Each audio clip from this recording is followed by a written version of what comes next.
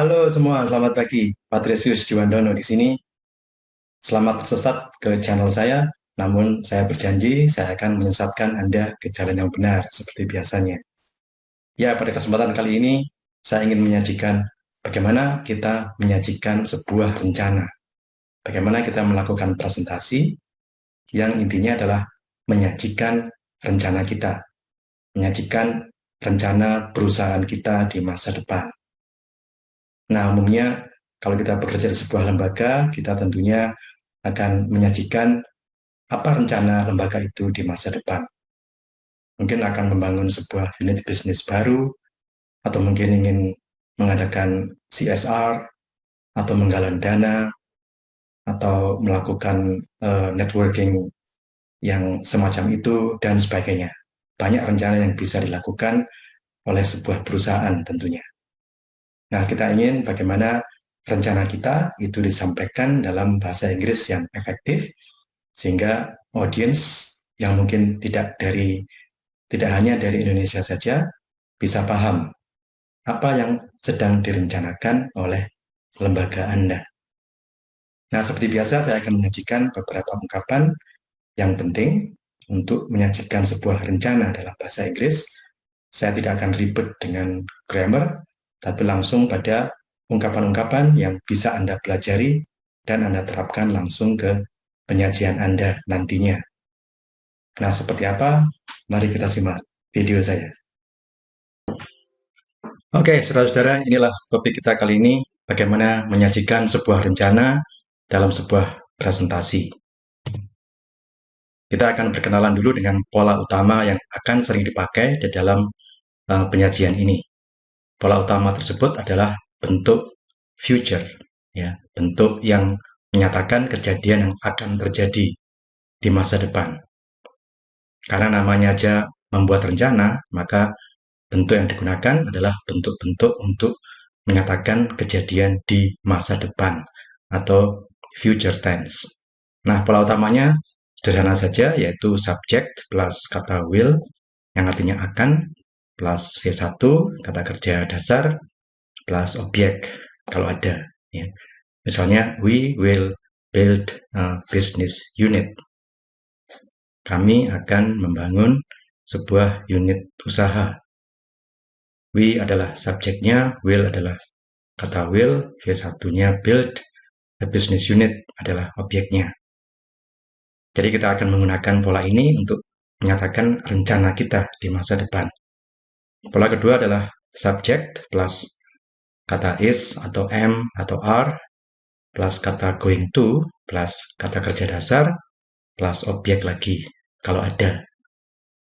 Misalnya, we are going to need 1 billion rupiah. Kami akan, ini artinya akan, memerlukan 1 miliar rupiah. Ya. Nah, kedua pola ini akan kita gunakan kalau kita ingin mengatakan rencana kita. Kalau kita ingin mengatakan apa yang akan kita lakukan atau apa yang akan perusahaan kita lakukan di masa depan. Oke, jadi pelajari baik-baik kedua bentuk ini karena akan sering Anda gunakan untuk menyatakan rencana di masa depan. Subject plus will atau subject plus is/am. We are, I am, he is, dan sebagainya. Oke, sekarang kita lihat contoh penyajiannya.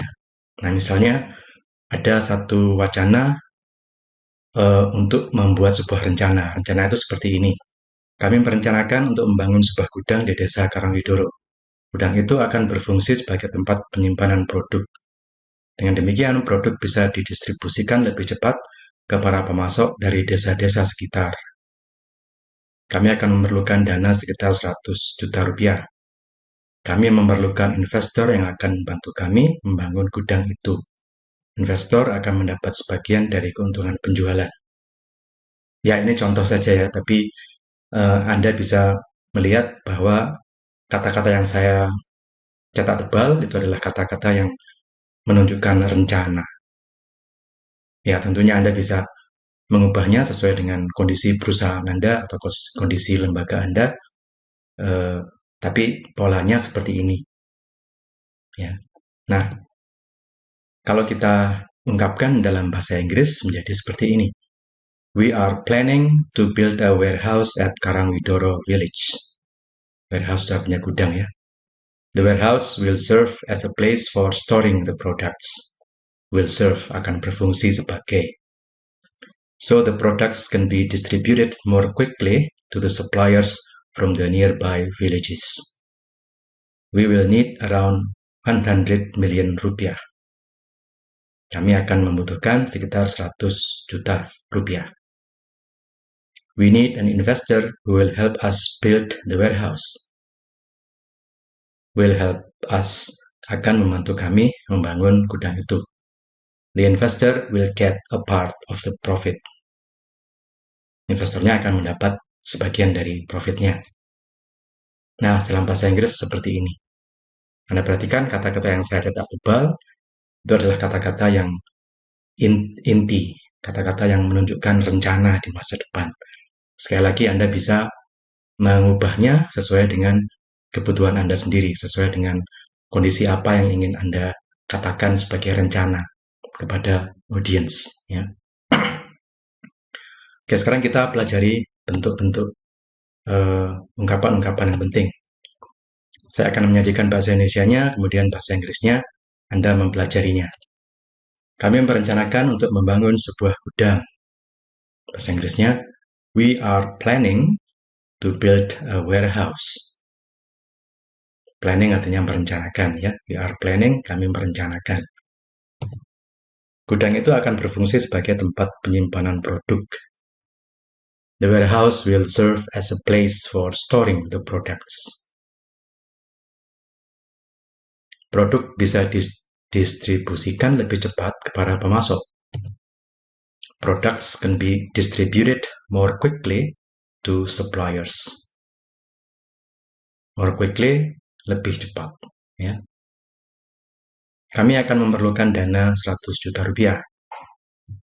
We will need 100 million rupiah. Kami memerlukan investor yang akan membantu kami membangun gudang itu. Bahasa Inggrisnya, we need an investor who will help us build the warehouse. Sekali lagi kata need muncul lagi ya. Investor akan mendapat sebagian dari keuntungan. The investor will get part of the profit. Oke, ini adalah kalimat-kalimat yang penting. Anda bisa melatihnya, kemudian menerapkannya ke situasi Anda sendiri.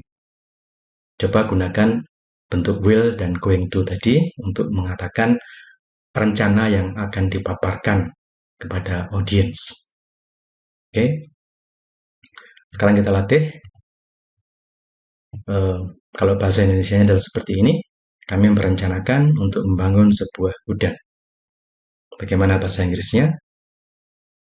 Ya, we are planning to build a warehouse. Gudang itu akan berfungsi sebagai tempat penyimpanan produk. Bahasa Inggrisnya, gudang adalah warehouse. Jadi, the warehouse will serve as a place for storing the products. Storing artinya menyimpan. Ya. Produk bisa didistribusikan lebih cepat ke para pemasok. Bahasa Inggrisnya, tadi kita sudah belajar ya. Coba sekarang katakan. Seperti apa? Iya, bagus sekali. Ya. Products can be distributed more quickly to suppliers. Kami akan memerlukan dana 100 juta rupiah. Coba ungkapkan bahasa Inggrisnya gimana? Iya, bagus sekali. We will need 100 million rupiah. Berikutnya, kami memerlukan investor yang akan membantu kami membangun gudang itu. Coba bahasa Inggrisnya bagaimana? Iya, tepat sekali. We need an investor who will help us build the warehouse. Yang terakhir, investor akan mendapat sebagian dari keuntungan. Silakan. Tepat sekali, iya. The investor will get part of the profit. Oke, jadi gampang ya. Pelajari ungkapan-ungkapan tadi, terutama kata-kata kuncinya will dan going to, dan kalau perlu diulangi lagi videonya sehingga Anda fasih menerapkannya ke dalam gagasan Anda sendiri. Kemudian silahkan dipraktekkan berkali-kali sehingga Anda merasa mantap ketika menyajikan rencana ke sekelompok hadirin. Oke, good luck. See you again in my next episode.